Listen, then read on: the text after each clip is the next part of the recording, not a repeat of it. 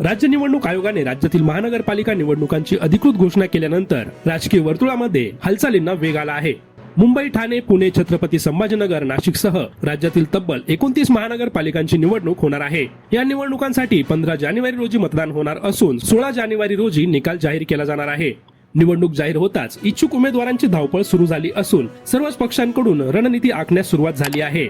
विशेषतः मुंबई, पुणे आणि पिंपरी चिंचवड महानगरपालिका या निवडणुका अत्यंत प्रतिष्ठेच्या मानल्या जात आहेत। याच पार्श्वभूमीवर मुख्यमंत्री देवेंद्र फडणवीस यांनी पुणे आणि पिंपरी चिंचवड महापालिकेबाबत मोठी घोषणा केली आहे। पुणे आणि पिंपरी चिंचवड मध्ये महायुती नसेल तेथे आम्ही स्वतंत्रपणे निवडणूक लढू, अशी घोषणा देवेंद्र फडणवीस यांनी केली आहे।